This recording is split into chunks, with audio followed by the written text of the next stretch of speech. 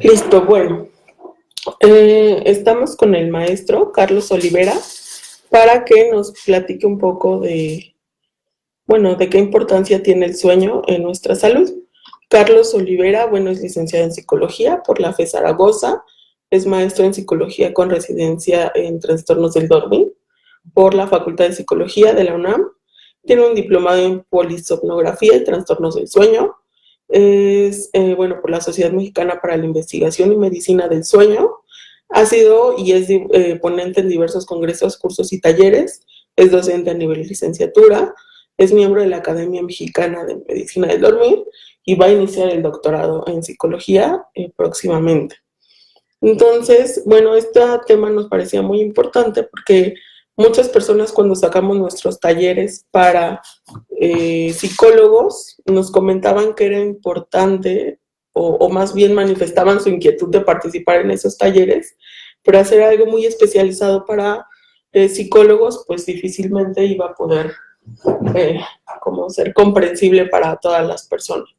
Entonces, por eso, bueno, platicamos con Carlos y creímos importante y él nos regala este momento para que podamos como difundir un poco de qué tan importante es el sueño, no solo en nuestra salud mental, sino también en nuestra salud en general. Ahora sí, Carlos, bueno, no sé, si tú nos pudieras platicar como un poquito, pues respondiendo un poco al tema, ¿por qué es importante el sueño en nuestra salud? O empezando, ¿qué es el sueño? Sí, bueno, esta plática en principio es dirigida al público en general, ¿no? Para ver de manera más simple cómo es que el sueño impacta en nuestra salud. Como dices, en la salud física, en la salud mental, en las emociones, en todo. A nivel fisiológico hay un impacto si no se duerme adecuadamente, ¿okay? O si no hay un buen dormir. Entonces, pues en realidad hay hasta ahora todavía, pues gran menosprecio a lo mejor por el sueño, ¿no? De repente dejamos el sueño para otro momento, nos sentimos hasta orgullosos diciendo de repente, no, es que dormí 2 horas, o yo dormí 3, ¿no? Entonces de repente sí como que suele ser hasta bueno dejar un poco a un lado esta parte del sueño, siendo que es tan importante, ¿no?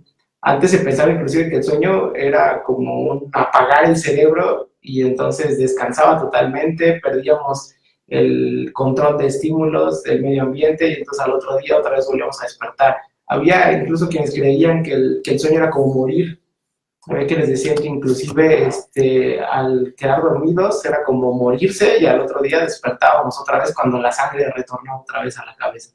Entonces, pues esto son ideas que se han ido poco a poco desvaneciendo. La idea de esta plática era justamente resolver algunas dudas que hay respecto del sueño, mitos también que se tienen respecto de la parálisis de sueño, que se le subió el muerto, alucinaciones que pueden tener de repente las personas mientras están durmiendo. Toda esta serie de mitos que se tienen también alrededor del sueño es como pues uno de los objetivos de la plática, ¿no? Esclarecer para la gente en general, el público en general que nos ve también, que nos escucha en línea, pues justamente estos mitos sobre el sueño. Entonces, me preguntabas, ¿no? Del sueño, ¿qué era el sueño? Pues es un estado muy activo donde hay varios cambios a nivel biológico, neurológicos, metabólicos, bioquímicos. Todos estos cambios que se realizan dentro de nuestro cuerpo son necesarios para un bienestar mental, físico, emocional, de manera general. La salud se reactiva y se fortalece durante el sueño. Entonces, a contrario de lo que se pensaba antes, que el sueño era únicamente descansar, el cerebro se apaga y dejamos de hacer cosas, pues no, sino que hay una serie de cambios completamente bioquímicos a nivel biológico que se realizan durante el sueño.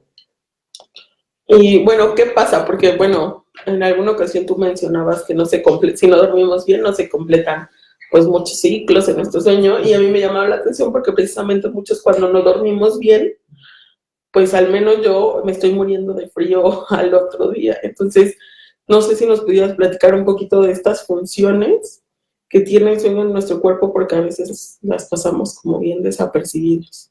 Sí, tenemos etapas del sueño más ligeras y más profundas. Tenemos en realidad 4 etapas del sueño. Etapa de sueño 1 y 2, que son un sueño más ligero. Etapa 3, que es un sueño bastante profundo, en donde se llevan más a cabo estos procesos bioquímicos, metabólicos y demás. Y la etapa del sueño MOR, que es de movimientos oculares rápidos, que es cuando soñamos. ¿Okay? Entonces ahí tenemos ensoñaciones, soñamos y se llevan también a cabo algunos procesos de regeneración neuroquímicos como el fortalecimiento de nuestra memoria. Entonces, si regularmente vamos teniendo esto durante la noche por ciclos, entonces pasamos por una etapa 1, 2, 3, humor, y esto se repite cada 90 minutos aproximadamente. Entonces, durante toda la noche tenemos de 3 a 5 ciclos de sueño, en donde vamos pasando por todas las etapas. Es decir, pasamos 3 o 5 veces durante el sueño. Tenemos ensoñaciones, soñamos como de 3 a 5 veces durante toda una noche de aproximadamente 8 horas, vamos a decir, ¿no? Entonces, si no se cumplen todas las etapas de sueño, pues hay un impacto dependiendo de la etapa que no se cumpla de sueño. Por ejemplo, hay pacientes que tienen algún trastorno de sueño en donde las etapas 1 y 2, que es un sueño más ligero, están aumentadas completamente. Entonces, si tiene un sueño muy ligero durante toda la noche y no llega a etapas profundas, pues repercute sobre todo en problemas de memoria, en algunos problemas para la atención, algunas dificultades también emocionales, en el tiempo de respuesta que pueda tener también, la velocidad de procesamiento. Entonces, son varias cosas las que se ven impactadas dependiendo a lo mejor de la etapa de sueño que se ve alterada. Eso sí ya va a depender de la etapa de sueño que se pierda o si se duerma demasiado poco durante la noche. Hablamos de las funciones. Entonces, justamente, como dices, de repente duermes y al otro día, si duermes muy poco, al otro día tienes mucho frío, ¿no? Entonces, justamente es porque el sueño cumple una función termorreguladora. Es decir, regula la temperatura de nuestro cuerpo para que podamos tener una temperatura corporal adecuada. ¿Okay? Si esa temperatura durante el día, el cuerpo constantemente regulamos nuestra temperatura, también realizando algunas conductas. Si tenemos frío, pues nos tapamos. Algunas conductas que podemos realizar voluntariamente, algunas otras no. Entonces, si tenemos frío, pues tenemos pilioerección, empezamos a temblar y otras cosas para regular la temperatura. Entonces, durante la noche, esta función se fortalece a partir de un área que tenemos en el cerebro, que es el hipotálamo, que es el encargado de esta termorregulación. Entonces, una de las funciones principales del sueño es la termorregulación. También la restauración de todo nuestro cuerpo de manera general a partir de glucogénesis, que es la generación de glucosa. Entonces, todo lo que comemos durante el día se regula durante la noche y entonces permite, nuestro cuerpo crea almacenes de glucógeno, de glucosa, para que va a utilizar esa glucosa al otro día para realizar nuestras actividades. También es muy importante para la maduración, y esto de repente lo dejamos a un lado, ¿no? El niño a veces se acostumbra al ritmo de vida de sus padres y entonces pues se desvela ya muchísimo. Si el papá llega tarde, no se duerme hasta que el papá llega, o de repente el papá entra a trabajar bien temprano y se lo lleva temprano, lo va a dejar a la escuela, o diferentes aspectos que más bien el niño se está acostumbrando al ritmo de vida del padre, que eso no debería ser. Un niño pequeño, vamos a decir, de 6 a 12 años, debería estar durmiendo aproximadamente 10 horas al día. Y eso es normal, tampoco es que sean muy dormidones, ¿no? El sueño va a depender de la edad. Y es justamente porque en niños el sueño cumple una función de maduración. Si no duermen, su organismo no madura. Inclusive si hay problemas en niños que pues no están creciendo adecuadamente, no se desarrollan adecuadamente a nivel biológico y pues intentan muchas otras cosas, siendo que lo más simple es que duerman. Entonces, durante el sueño generamos una hormona, que es la hormona del crecimiento. Si recuerdan estas etapas, 1, 2, 3 y MOR, la hormona del crecimiento se secreta durante la etapa 3 del sueño. Entonces pasa lo mismo, si no cumplimos con esa etapa y solo tenemos etapa 1 y 2, pues tampoco vamos a desarrollarnos adecuadamente. Entonces, en ese sentido, la maduración se da durante la etapa de sueño de ondas lentas, que es la etapa N3. Entonces, ahí secretamos hormona del crecimiento. Al niño le fortalece esa hormona del crecimiento, crecen sus órganos, crece su mismo cuerpo, madura adecuadamente su cerebro, y si no se duerme adecuadamente, pues esto se pierde. También hay una regulación hormonal. Como ya vimos, la hormona del crecimiento es importante, pero también otras hormonas como la hormona del estrés, el cortisol. Entre menos dormimos, más cortisol generamos, ¿okay? Entonces, por lo tanto, estamos más estresados. El cortisol es la hormona del estrés. Entre más estrés hay, tenemos más niveles de cortisol en el cuerpo. Entonces, a medida en que dormimos menos, el cortisol va aumentando, tenemos más estrés y al otro día pues estamos irritables, no queremos ni que nos hablen, la misma luz de las lámparas o del sol nos deslumbra, entonces eso es debido a las altas concentraciones también que tenemos de cortisol.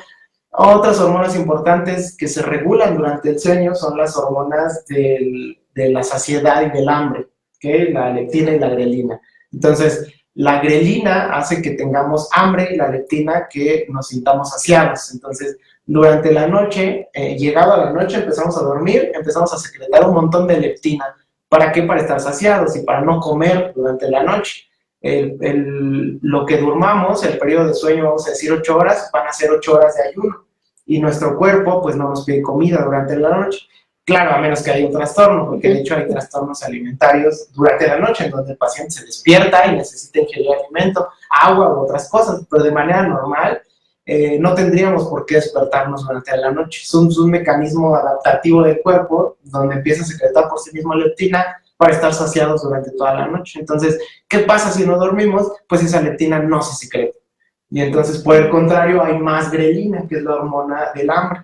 Entonces, ¿qué pasa? Pues esto es contrario. Ahora no tenemos saciedad, pero tenemos un montón de hambre. Entonces, pues nos paramos en la noche, si son las 12 horas de la mañana y no nos hemos dormido, pues volvemos al refri, sacamos pan, leche, café o cualquier otra cosa para comer. Ingerimos sobre todo alimentos ricos en grasas, en carbohidratos, y entonces eso permite que también haya una gran prevalencia de obesidad. Se sabe, por ejemplo, que la falta de sueño propicia a largo plazo tener problemas de sobrepeso y de obesidad, justamente por la regulación hormonal que se está teniendo de estas dos hormonas. ¿Qué otra cosa? Ahí por eso los nutriólogos recomiendan que duermas. Sí. Sí, exactamente, sí, de las cosas primeras, de cuánto tiempo estás durmiendo, ¿no? Y el niño también, hay niños que luego llegan con problemas de crecimiento, problemas de desarrollo, y lo primero que le preguntan, pues, ¿cuántas horas está durmiendo, no? Porque esto es importante y de repente pues, la gente lo toma como cualquier cosa, ¿no? Entonces, te digo, hay veces que hasta nos sentimos orgullosos, ¿no? De no haber dormido lo suficiente. Entonces, esa parte es importante. También el reforzamiento inmune, nuestro cuerpo se fortalece, el sistema inmunológico se fortalece durante la noche. Si no dormimos, nos podemos enfermar de cualquier cosa. De hecho, hay experimentos. Si a una rata la privas de sueño durante varios días seguidos, al final se muere de cualquier otra enfermedad que le dio, menos por el propio sueño mismo, ¿no? O sea, se contagia de cualquier virus, bacteria, hongo, cualquier cosa que haya en su medio ambiente, se contagia y se muere. Cualquier organismo, y hablando específicamente de mamíferos, se mueren si se privan de sueño, ¿okay? Si una rata la privas de sueño, durará unos 16 días aproximadamente y se va a morir. También los gatos, los privas de sueño, se van a morir en algún momento. En el humano no se sabe. En realidad, por ahí hay un récord Guinness de 11 días, me parece, donde una persona dejó de dormir todo este tiempo. Pero pues ya desde los 2-3 días empieza a tener alucinaciones, empieza a tener incluso algunas enfermedades, deterioro cognitivo, empiezas a tener también paranoias, empiezas a desarrollar una serie de consecuencias también neurológicas y psiquiátricas importantes. Entonces el sueño, al final de cuentas, pues te va a vencer, ¿okay? Entonces es algo muy natural. Y te decía, el fortalecimiento inmune es importante. Durante la noche el sistema inmunológico se fortalece y si no dormimos adecuadamente, pues nos podemos enfermar de cualquier cosa. Otra cosa importante es la consolidación y el reforzamiento de la memoria, que como te decía, está más asociada a la etapa de sueño-humor. Mientras soñamos, se fortalece un tipo de memoria. Mientras estamos en una etapa de sueño 2, se fortalece otro tipo de memoria, la memoria declarativa. Entonces, estos tipos de memoria se fortalecen de acuerdo a una etapa específica de sueño. Si no dormimos, pues al otro día se nos va a olvidar las cosas. O pasa que siendo jóvenes, ¿no? Estudiamos mucho tiempo durante la noche para un examen, nos desvelamos y al final de cuentas, al otro día, puede que recuperemos algo de esa memoria, porque tampoco se pierde por completo, puesto que está en nuestra memoria a corto plazo, pero en realidad el aprendizaje no es significativo. Aprendemos los conceptos, nos aprendemos un montón de cosas de memoria una noche antes del examen, dormimos 2 horas, al otro día recordamos a lo mejor sí una parte, a lo mejor el examen medio lo pasamos ahí, pero resulta que al otro día nos acordamos de nada, ¿no? Entonces, pues ese tipo de aprendizaje tampoco es significativo por la falta de sueño. y entre más falta de sueño haya, pues más somos propensos a desarrollar una enfermedad que esté asociada a la memoria, también como el Alzheimer, por ejemplo. Hay estudios ya epidemiológicos en donde dicen que una falta de sueño, dormir muy poco, crónicamente, esto es de manera crónica, ya por ese mismo hecho nos hace más propensos a desarrollar Alzheimer en un futuro.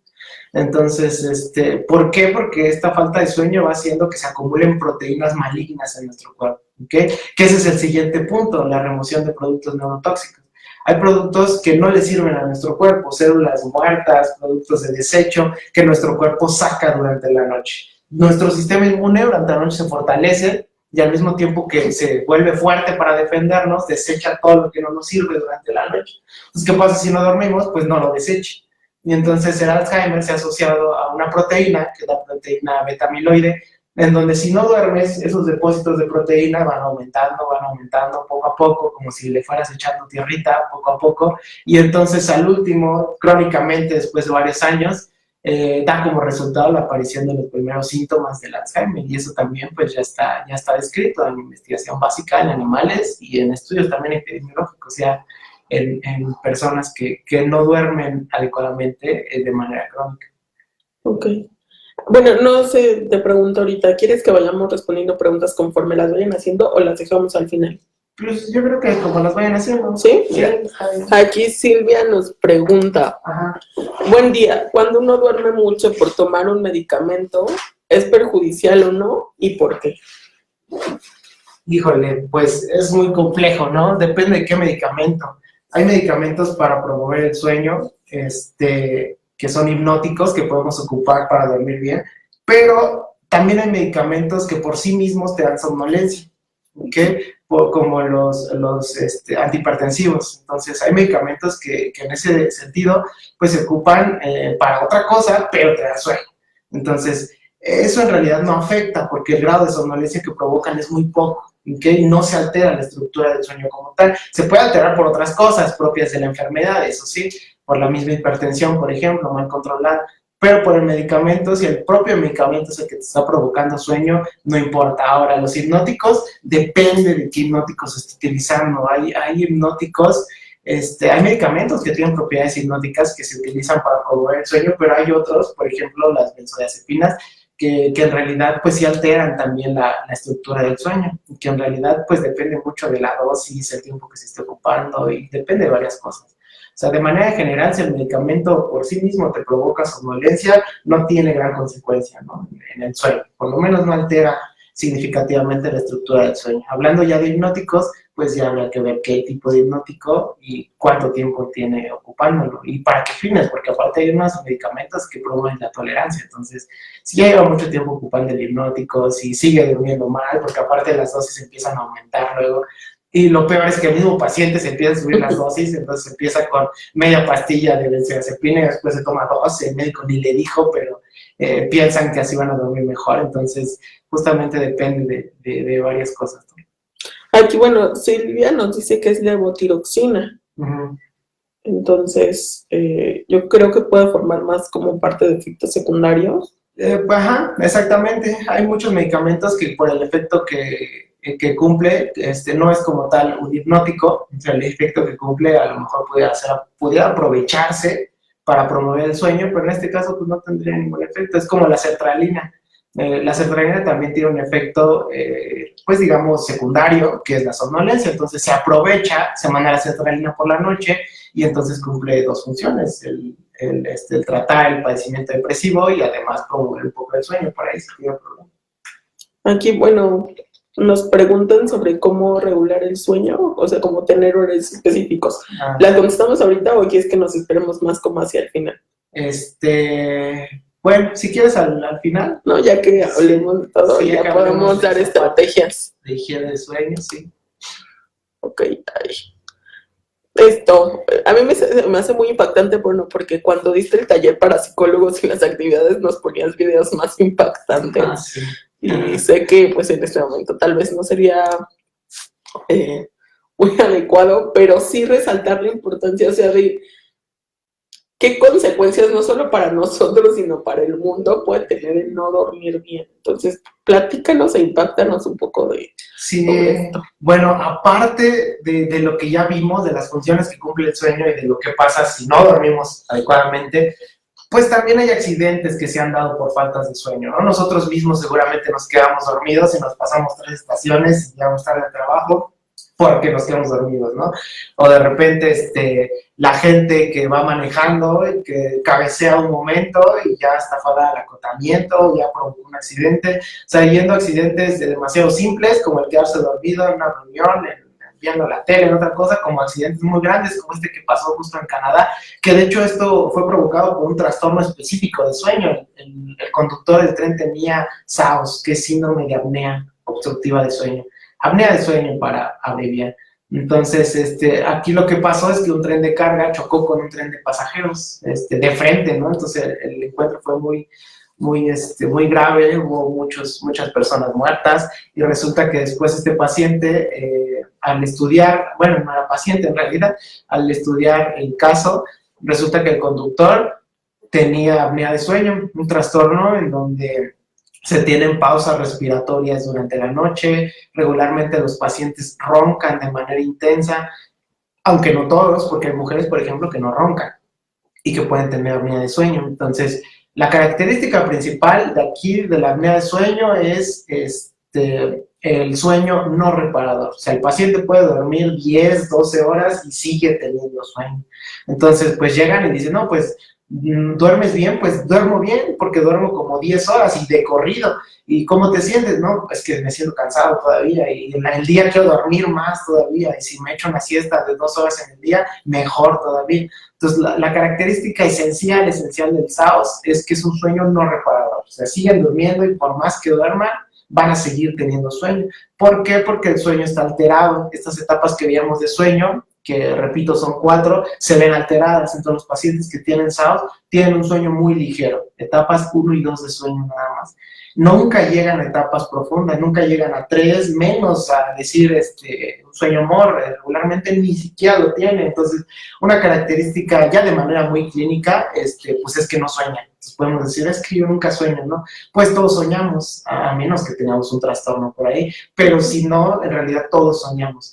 La cosa es que estos pacientes pues se pierden de esa etapa de sueño al tener un sueño nada más muy ligero, al tener pausas respiratorias y roncar. Entonces las consecuencias pues pueden ser mínimas, como quedarse dormido y pasarse unas estaciones, hasta ya mucho más grandes, como esto del choque. Hay conductores de camiones en donde también han tenido accidentes debido a la somnolencia, a este sueño que tienen durante el día, en centrales también nucleares y en otras cosas.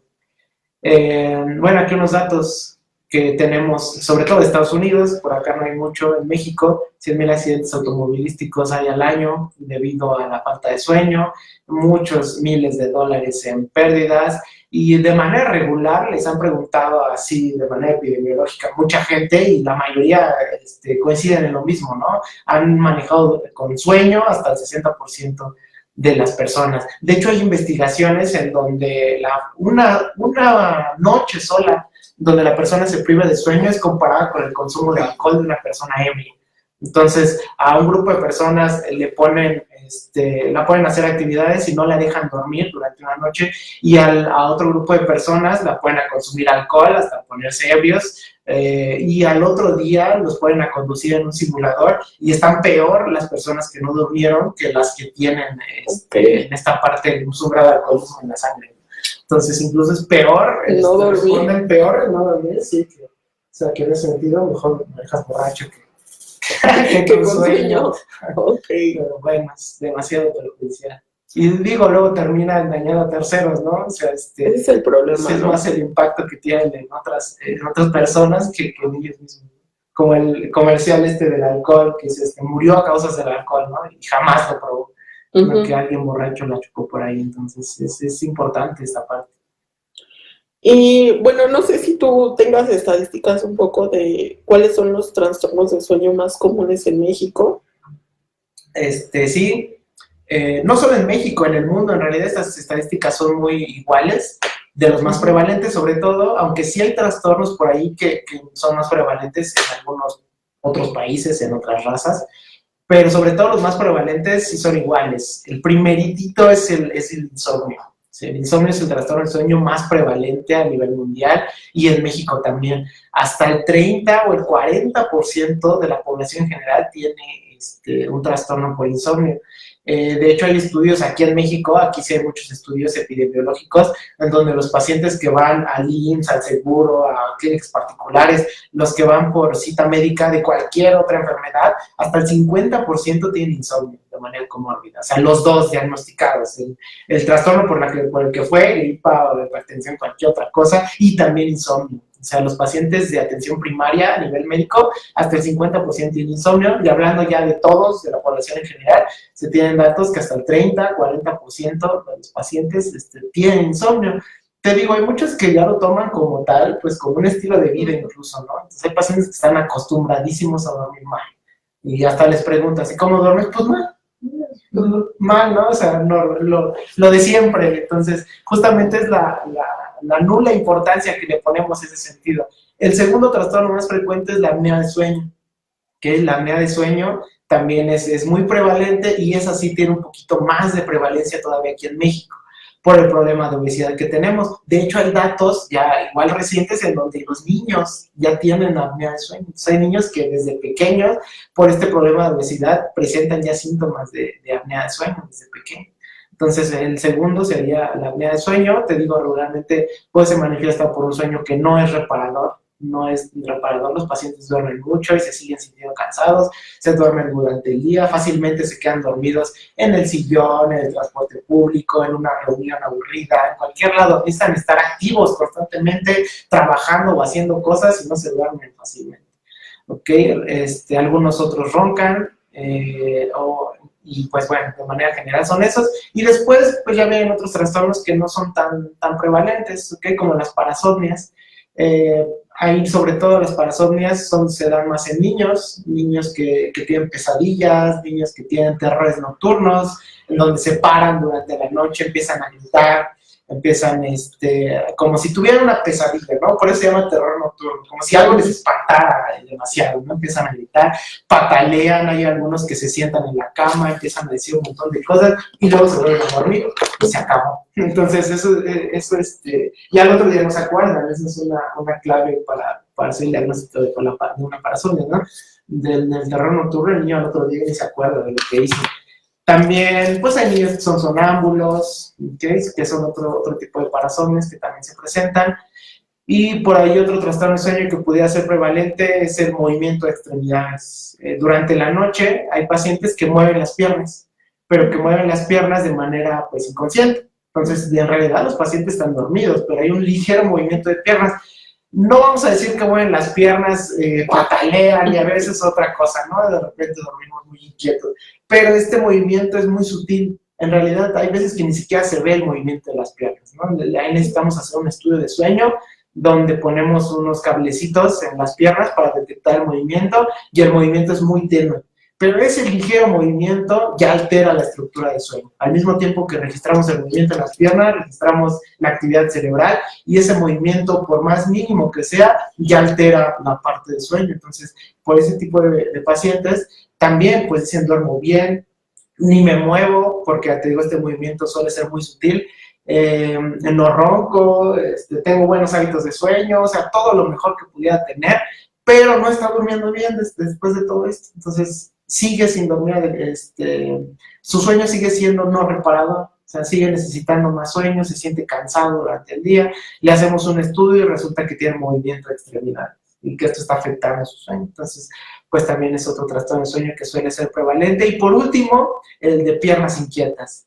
Hay un trastorno que se llama el trastorno de sueño por piernas inquietas. Entonces, en este trastorno el paciente siente una incomodidad en las piernas, como si le picaran, como si le hormiguearan, como si sintiera una necesidad de moverse. Como tal, se clasifica como trastorno de sueño, pero en realidad no se da durante el sueño, se da momentos antes de irse a dormir, en realidad cuando el paciente está acostado. O sea, el paciente ya se puso la pijama, se lavó los dientes, se va a acostar y resulta que las piernas se empiezan a hormiguear, empiezan a tener una sensación de inquietud en las piernas. Así se define como tal, es una inquietud en las piernas, como si quisiera moverlas, como si quisiera apachurrarlas, no sé. Entonces, esa inquietud lo lleva a pararse, a moverse, a mover mucho las piernas. Si se empieza a mover regularmente, esa sensación de inquietud desaparece.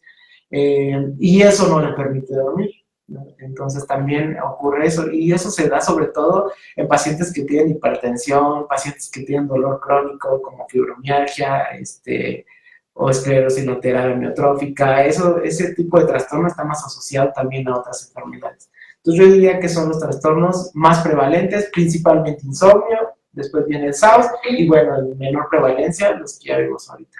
Ok. Tengo una pregunta. Ajá. ¿El terror nocturno tiene algún tratamiento? Sí. Primero hay que ver si de verdad es un terror nocturno, porque también, bueno, esto pues no lo veremos como grandes, bueno, más bien lo veremos solo a grandes rasgos, pero el terror nocturno luego se confunde con epilepsia también. Entonces hay niños que tienen epilepsia y que tienen síntomas de terror nocturno. Entonces ahí, por las características, hay cuestionarios pues, específicos y guías clínicas para hacer el diagnóstico, sobre todo para distinguir si es una epilepsia o si es un terror nocturno. Entonces, si es un terror nocturno, ya específicamente hay tratamientos, sí hay tratamientos, sobre todo conductuales, cognitivo-conductuales.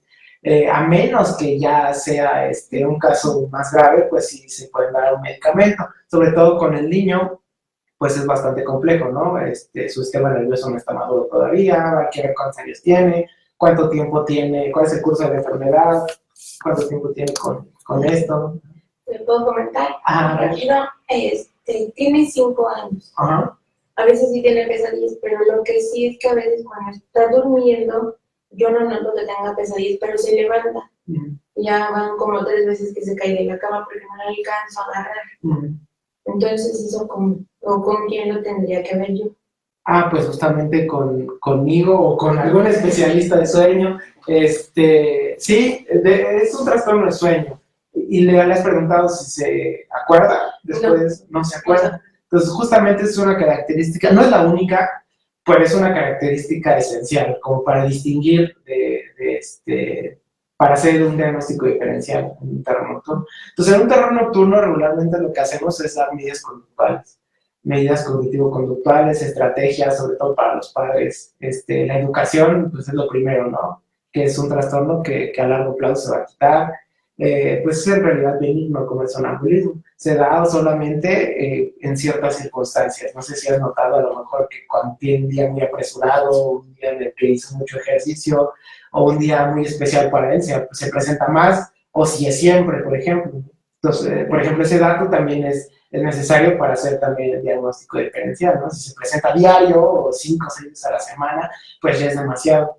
Si se presenta de vez en cuando, nada más es en días a lo mejor especiales o hizo mucha actividad, entonces, pues eso ya va siendo más bien algo que es benigno, que poco a poco se va quitando. Entonces son más bien medidas cognitivas y con el niño, medidas conductuales con los papás, que pueden hacer, qué deberían hacer, qué medidas deben o estrategias para que no se caiga, para que todo esto, es más bien eso, que muchas veces se debe a una inmaduración del sistema nervioso.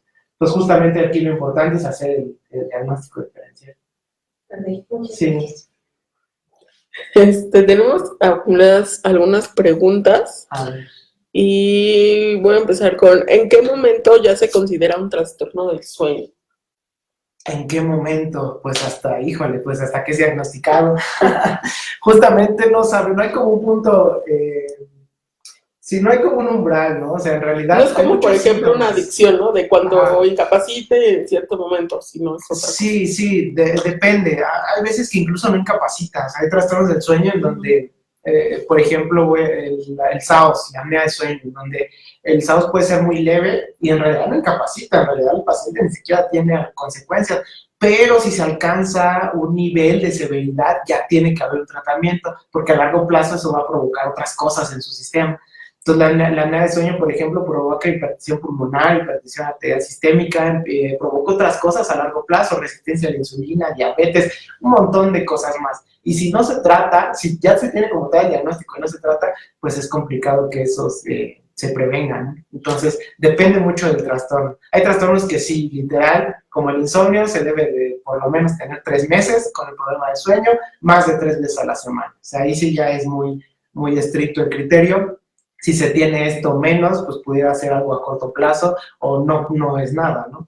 Entonces ahí pues va a depender como tal de qué trastorno de sueño estamos hablando. Y yo cambiaría, bueno, no cambiaría la pregunta, sino te haría la pregunta. Algunos signos de alerta, de alarma que deberíamos de estar atentos para decir, en este momento ya tengo que ir con un especialista como tú, porque algo no está bien. O sea, ¿a qué tenemos que prestar atención? Primero, a que hay consecuencias diurnas. Durante el día sí nos sentimos incómodos, durante el día sentimos que no dormimos adecuadamente, tenemos sueño. Si estamos durmiendo bien, no deberíamos por qué tener sueño durante el día. Entonces es una clave muy importante. Si durante el día sigo teniendo sueño, pues no quiere decir que, pues que soy bien dormilón, ¿no? Y entonces necesito 16 horas para dormir. Y hay algunos que así lo dicen, ¿no? Y hasta muy orgullosos también, ¿no? Es que yo necesito 16 horas, yo necesito 8. Pues no es cierto, o sea, tu cuerpo sí necesita menos horas. El problema es que probablemente ya tengas ahí un trastorno de sueño. Entonces la clave principal es que sientas que no duermes bien durante la noche. Sigues teniendo sueño durante el día, tienes somnolencia, sientes que tienes un sueño poco reparador, ¿ok? Entonces, principalmente hay consecuencias durante el día. Te digo, pues no para todos los trastornos del sueño, pero como una característica principal, sí de muchos, es que presentes un sueño no reparador, ¿ok? O que sientas que el sueño que tienes durante la noche no es suficiente. Y otra cosa, a lo mejor pudiera ser que a pesar de que duermas más un día, sigues sintiéndote igual. Porque pasa que los pacientes luego dicen, es que durante la semana pues tengo trabajo, duermo 6 horas, pero el fin de semana me duermo 10 y ya estoy bien fresco durante el día y me siento bien. Entonces ahí te estás privando de sueño tú mismo, no como no tienes un trastorno de sueño como tal.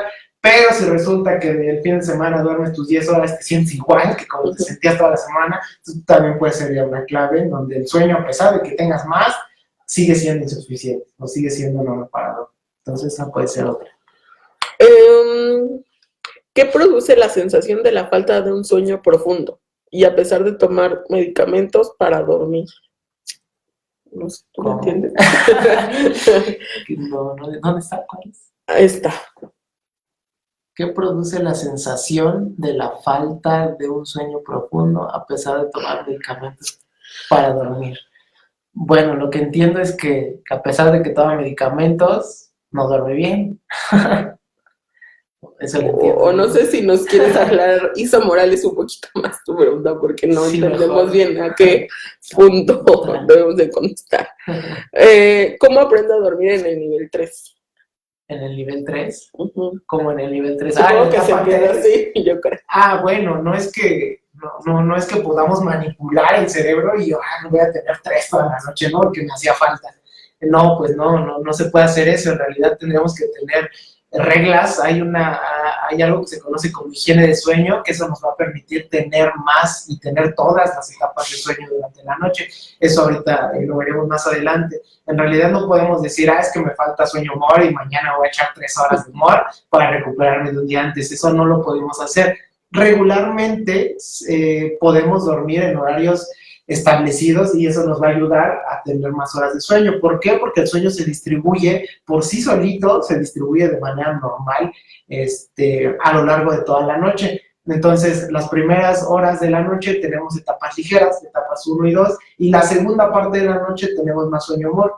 Por eso es que regularmente si nos despertamos por ahí de las 6 de la mañana, todavía no amanece bien, o todavía no llega nuestra hora de despertar, es probablemente que estemos soñando y que recordemos más esos sueños, porque en la segunda parte de la noche tenemos más sueño, más soñaciones, ¿ok? Soñamos más. Entonces así se distribuye el sueño. Por ejemplo, retomando el comentario de los terrores nocturnos. Los terrores nocturnos se dan en la primera parte de la noche, en etapas de sueño ligero, que seguramente los ha tenido más al principio de su sueño que a la última parte. O sea, no creo que se haya caído a las 5 de la mañana, ¿no?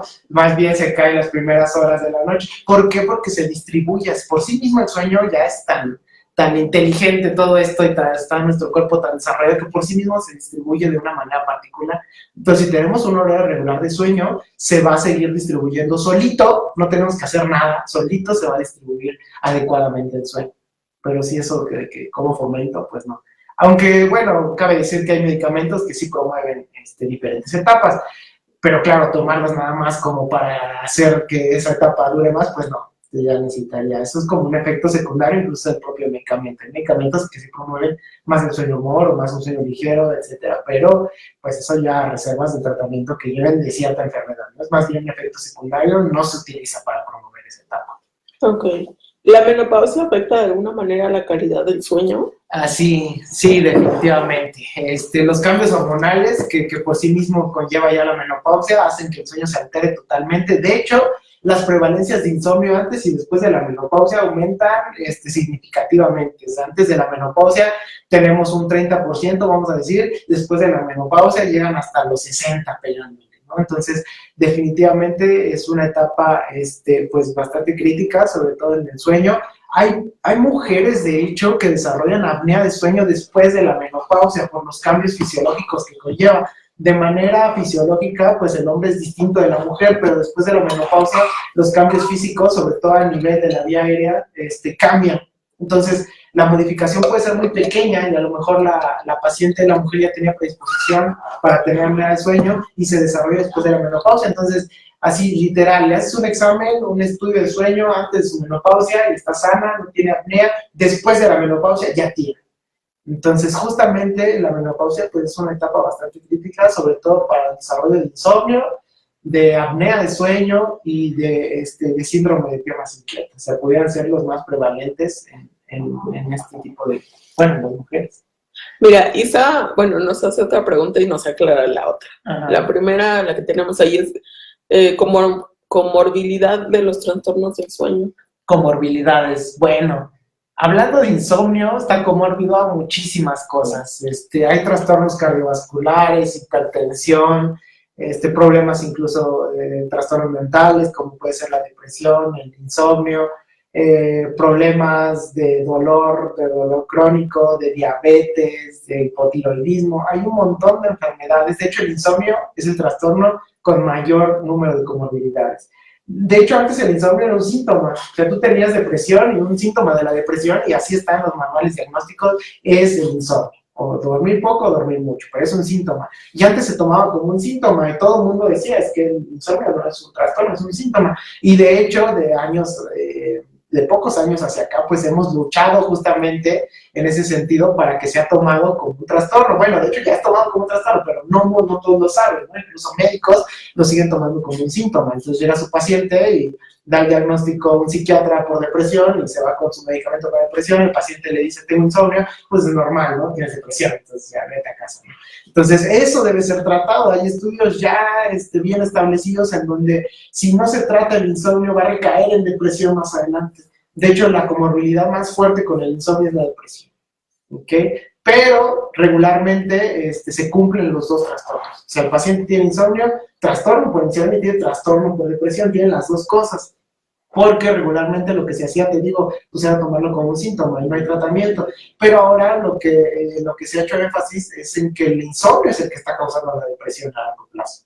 Entonces, si no se trata el insomnio, se trata la depresión, pues te quitaron los síntomas, pero el origen sigue. Entonces, años después vuelve a recaer y entonces, si los síntomas remitieron en este momento, vuelven a recaer años después, se le da otra vez tratamiento, pues a lo mejor otra vez va a volver a caer. Entonces, se ha visto que si se tratan los dos trastornos al mismo tiempo, porque es una comorbilidad, hay más rápidamente remisión de los síntomas, los resultados son más duraderos, el medicamento disminuye en dosis. Entonces, hay muchas consecuencias benéficas para el paciente tratando los dos trastornos.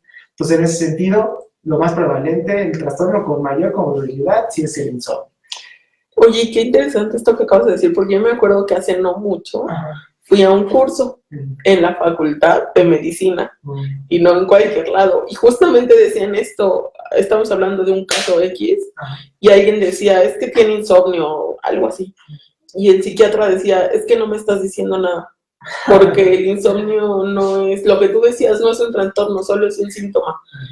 Y yo pues me quedé con eso, y de hecho se me había olvidado preguntarte esa situación, y digo, o sea, qué importante es, bueno, de este lado de profesionales de la salud mental, tener en cuenta que no es solo un síntoma, sino que ya es un trastorno. Sí, Sí, esto es muy importante y se sigue haciendo en muchos lados, justamente porque también no hay la información pues, necesaria o no se ha difundido con tal impacto. De hecho, de eso hice mi tesis de maestría, del impacto que tiene el sueño por sí mismo en el trastorno por depresión mayor y en las alteraciones cognitivas que conlleva.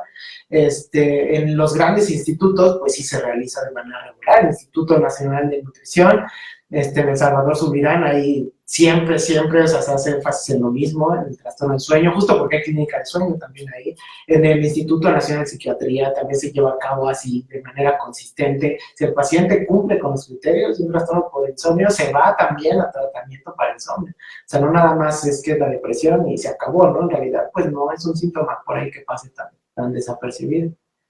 Pero pues esperemos si a largo plazo esto vaya cambiando. Isa ya, bueno, nos dice, ¿a qué se debe el no lograr sueño profundo a pesar de tomar medicamentos para dormir? Bueno, es que, bueno, por sí mismo el medicamento no va a hacer que tengamos más sueño profundo y depende mucho del tipo de medicamento que esté utilizando. A lo mejor también el medicamento, no hay un medicamento hasta ahorita conocido que ya sea el mágico, ¿no? O sea, la píldora como tal que te va a dar sueño. Hay un montón de hipnóticos, de benzodiazepinas, de antidepresivos sedantes que se ocupan como hipnóticos, hay melatonina, algunos han ocupado hasta hierbas, valeriana, pasiflora y un montón de cosas, ¿no? Se han ocupado hasta sustratos de mescalina en estudios con animales para ver si se podría por ahí utilizar algo como una molécula del sueño, pero en realidad pues ninguno va a hacer que tengamos un sueño más profundo. O sea, ningún medicamento va a promover un mejor sueño. Mucho depende, sobre todo, de la higiene que se tenga del sueño. O sea, mucho va a depender del tipo de higiene del sueño y sobre todo si son personas jóvenes, la mayoría de los problemas es por higiene del sueño. Entonces, con el simple hecho de modificar nuestras conductas a la hora de ir a dormir, se puede tener un sueño más profundo. ¿Okay? Entonces, eso funciona y se ha visto que funciona mucho mejor que cualquier medicamento. Porque luego el medicamento, bueno, para empezar, ¿cómo sabe que no tiene un sueño profundo, no? A lo mejor si le hacemos un estudio, sí tiene un sueño profundo esta chica, ¿no? Por el medicamento que está tomando, pero a lo mejor le faltan otras fases de sueño, ¿no? Entonces, de todos modos, va a tener un sueño no reparador. O sea, el tomar el medicamento no da por hecho que va a dormir bien, porque aparte, pues, estás promoviendo algo, pues, de manera extrínseca, ¿no? Entonces, a final de cuentas, el cerebro, ¿no? se rehúsa en ese sentido a de repente cumplir todas las etapas de manera normal de sueño. Entonces, aquí la recomendación, como, pues, en cualquier trastorno mental, es sí el medicamento, pero no te puedes olvidar de la parte psicológica, ¿no? Sí, definitivamente, porque el medicamento a lo mejor va a aliviar, y luego los primeros días nada más, inclusive, y luego hay personas que le quitan el medicamento y ya no duermen nada, otra vez. ¿Por qué? Porque el medicamento ya creó tolerancia, porque se lo quitan y vuelve a las mismas conductas que ya estaba teniendo desde antes, entonces el origen del problema nunca se trató. Entonces, justamente lo que dices, está bien el medicamento porque hay inclusive trastornos que pues no ni siquiera podría ayudarle en gran cosa al paciente si no se medica, pero pues no dejando a un lado la terapia cognitivo-conductual para el insomnio, que justamente tenemos el curso, ¿no? También para acá. Okay. Aquí, bueno, te hago una pregunta que me hicieron por Instagram, que nos las dejaron, y dice, mi esposo cuando duerme sueña todas las noches, regularmente pesadillas y no descansa. Se despierta con sueño y todo el día se mantiene agotado. Él dice que tal vez tiene un problema del sueño. Pues sí, es muy probable que sí. Con esto que les acabo de decir, pues ya tendrán también una idea, ¿no? Que es probable que tenga apnea del sueño el paciente. Regularmente es muy común en hombres, por cada 4 o 5 hombres hay 1 o 2 mujeres con SAO, pero en realidad es muy prevalente en hombres. Y una característica, como les decía, principal, pues es que pues, no descansa adecuadamente. El paciente no es que no descanso, de repente dice que tiene pesadillas porque el mismo cerebro hace que se despierte, ¿okay? Como no quiere estar dormido porque se está ocluyendo su vía aérea, pues de alguna manera lo tiene que despertar. ¿Y cómo lo va a despertar? Pues con pesadillas. Entonces, hay veces que se presenta esto, no siempre, pero pues sí, pienso que pudiera ser en ese sentido, SAOS podría ser una apnea de sueño. Y bueno, de esto ya nos hablaste, ¿no? De todo. Sí, Las enfermedades. sí, todas las enfermedades, como nos preguntaban, ¿no? Las comorbilidades, hipertensión arterial, trastornos del estado de ánimo, neurodegenerativo, resistencia a la insulina, y todas tienen un sustrato fisiopatológico, no nada más porque, pues, de pura casualidad se apareció el trastorno del sueño, entonces ya decimos que es comórbido. No, en realidad todo tiene un sustrato fisiopatológico. Por poner un ejemplo, la obesidad, a las hormonas que se estabilizan durante el sueño, como ya les mencionaba, la adenina y la leptina. Si esto se altera, pues tenemos irremediablemente más hambre. Y pasa hasta con los residentes, ¿eh? De repente tienen guardias en los hospitales y durante la noche, para empezar, están comiendo para mantenerse despiertos. Y durante el día amaneces también con un hambre también tremenda, entonces comes más y aumentas de peso rápidamente. Otro ejemplo pudiera ser los trastornos neurodegenerativos, que ya les decía, ¿no? El desarrollo y el acumulamiento de proteínas malas, como la beta-amiloide, que provoca Alzheimer, o la resistencia a la insulina, por ahí también. Si no dormimos adecuadamente, entre menos tiempo pasemos durmiendo, se promueve más cortisol, hay más estrés. Este estrés provoca que la síntesis de proteínas proinflamatorias, como tumor de necrosis, factor de necrosis tumoral, interleucinas, que estas interleucinas por sí mismas antagonizan el papel que cumple la insulina, ¿no? Entonces, entre menos tiempo durmamos, se promueven una serie de moléculas que por sí mismas, digamos que no hacen que la insulina cumpla su función. Entonces, a largo plazo también provoca diabetes, resistencia, y bueno, lo demás también.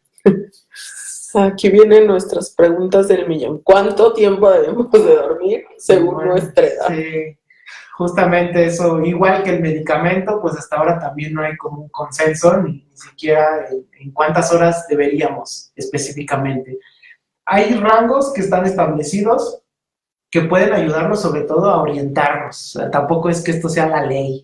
Entonces, hay rasgos que nos orientan, sobre todo en la psicoeducación lo que se hace es hacer énfasis en que de pequeños vamos a dormir muchísimo, pero este sueño se va perdiendo conforme vamos creciendo. Entonces, de repente si llega un adulto mayor, 70 años a lo mejor, que nos dice, es que ya no duermo, duermo bien poquito. Y pues, ¿cuánto duerme, no? Pues como 6 horas, 5, pero pues es que en mi juventud yo dormía 10, dormía 8, y si ya no duermo igual, y tiene consecuencias durante el día, se siente cansado, con sueño, pues no, estoy bien.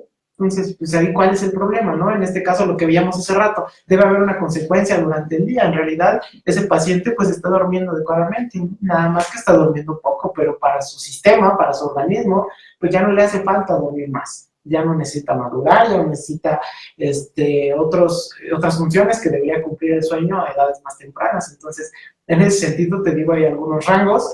Se dice que 8 horas es lo que deberíamos dormir, pero en realidad pues eso también es un mito, ¿no? Hay personas que son incluso durmientes cortos, entonces personas duermen 5 horas y con esas 5 horas es suficiente.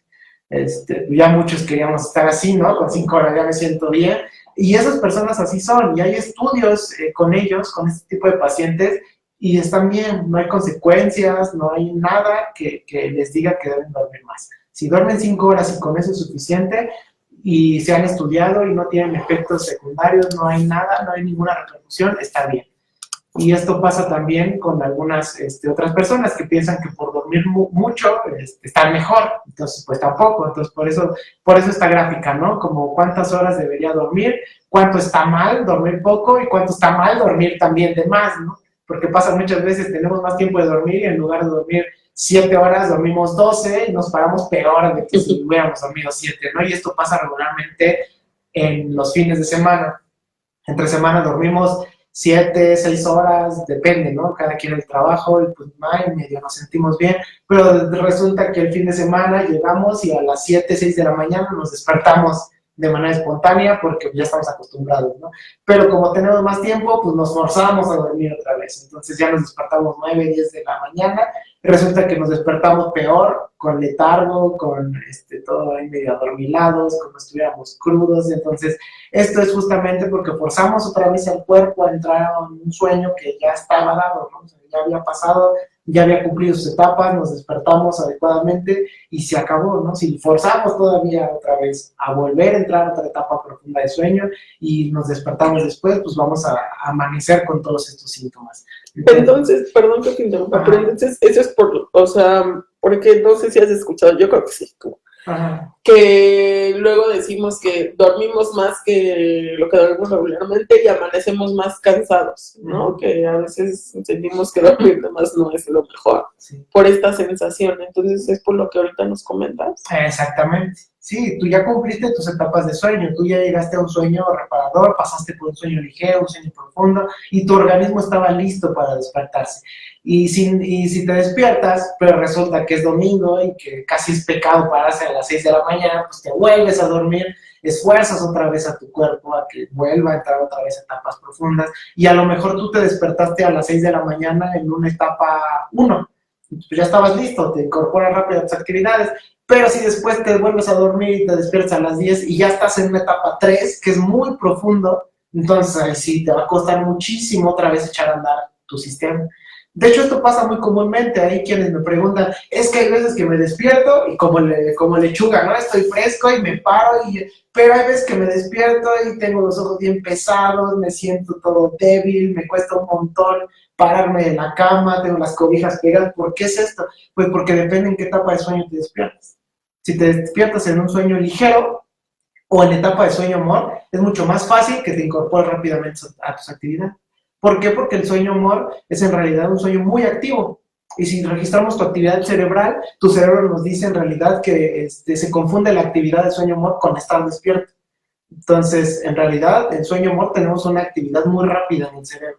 Si nos despertamos en ese momento, fácilmente nos incorporamos a nuestras actividades, pero si nos despertamos en un sueño 3, que es mucho, muy profundo, pues cuesta demasiado despertar. Entonces eso depende en qué etapa de sueño estemos. Y aquí, bueno, me lleva otra pregunta que espero poderla expresar de una forma que me entiendas. A ver. Hace tiempo veía en una red social que alguien que alguien leyó, que alguien recomendaba que era mejor como dormir en periodos, ahorita te voy a decir bien, o sea, como en periodos de hora y media, ¿no? Ajá. Por ejemplo, que si vamos a dormir poquito, que busquemos como que se completen estos periodos, por ejemplo, que sean 4 horas y media o que sean 3 horas, como que completando estos periodos, Ajá. que porque tu cuerpo va a reaccionar mejor, que en vez de dormir, por ejemplo, 8 horas, que no cae como en la media, ¿no? No completas tus ciclos de 1 hora y media. Okay. Entonces, no sé si esto es cierto, si no es cierto, o qué pasa. Bueno, pues parte tiene de cierto, porque como él mencionaba hace rato, los ciclos de sueño se van presentando cada 90 minutos, cada hora y media. Entonces, en 1 hora y media presentamos etapa 1, 2, 3, more, y vuelve a empezar el ciclo. Pero tampoco es una ley. O sea, hay pacientes que pudieran tener 2 minutos de sueño 1 y ya llegó a sueño amor, depende cómo esté tanto también privado de sueño, o sea, depende también de sus hábitos previos de sueño. Si constantemente nos estamos privando de sueño y de repente queremos dormir mucho, va a haber un rebote de sueño, entonces vamos a tener todas las etapas por todos lados, vamos a tener un montón de sueño profundo, vamos a tener sueño ligero bien poquito, vamos a dormir mucho, todas las etapas van a estar pues súper revueltas.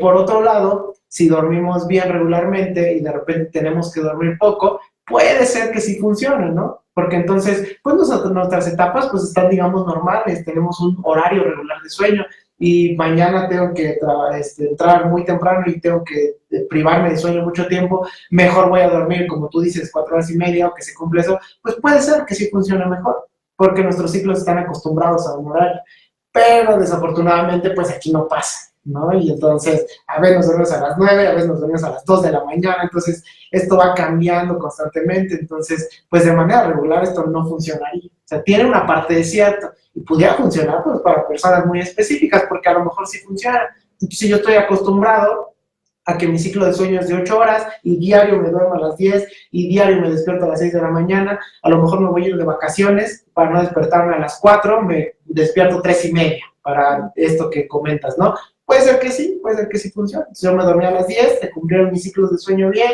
y a las 3:30 estoy más fresco que si me hubiera despertado a las 4, por así decirlo, ¿ok?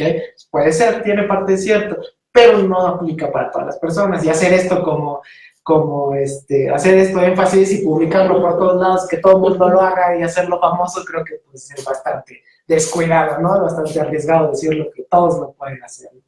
Ok. Entonces, no. Y aparte te digo, no es una ley, ¿no? Entonces, Ok. cambia mucho de persona a persona. Ay. Ok. Esto eran algunos factores de riesgo que nos pueden señalar si pudiéramos tener algún trastorno de sueño. Cada año se festeja el Día Mundial del Sueño, un viernes antes de primavera, del 21 de marzo, se va festejando. Esto ya tiene varios años de festejo. Estos son unos flyers que se han hecho para promover justo el Día Mundial en el Instituto Nacional de Nutrición. Algunos factores de riesgo que nos pueden dar cuenta de si tenemos o no un trastorno del sueño, como lo comentaban creo también en alguna pregunta, pues es que si fumamos, consumimos alcohol regularmente, estamos bajo estrés en el trabajo, hacemos poco ejercicio, tomamos pues también pocas vacaciones, tenemos relaciones personales también que causen estrés o que causen una falta de bienestar también psicológico. Hay varias cosas que nos dan cuenta si estamos en riesgo de desarrollar un trastorno del sueño, ¿no? El tabaco también es un factor importante para el desarrollo, sobre todo de apnea de sueño y de insomnio, ¿okay?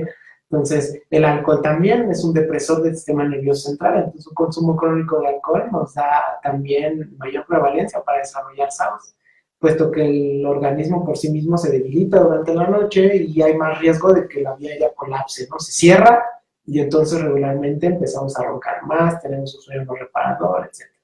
Entonces, estos son como los factores de riesgo importantes. Estos también, sobre todo esto para SAOS, si ronca, si tiene pausas respiratorias, si se despierta con una sensación de cansancio. Les digo, la parte primordial o el eje principal del SAOS es que es un sueño no reparador, ¿ok? Entonces aquí, si despiertas cansado a pesar de dormir horas, digamos, adecuadas de sueño, pues ya podría ser un factor de riesgo ahí para desarrollar SAOS. Y a lo último que llegábamos, higiene de sueño, son medidas que deberíamos de tener todos para tener un buen sueño. Por ahí preguntaba alguien que si la pastilla podía promover en una etapa de sueño, ¿no? Entonces, pues no, en realidad lo más que podemos hacer, pues por el momento, sería tener higiene de sueño, una adecuada higiene de sueño. ¿Qué es la higiene de sueño? Pues son reglas que se establecen de manera conductual para que podamos dormir adecuadamente.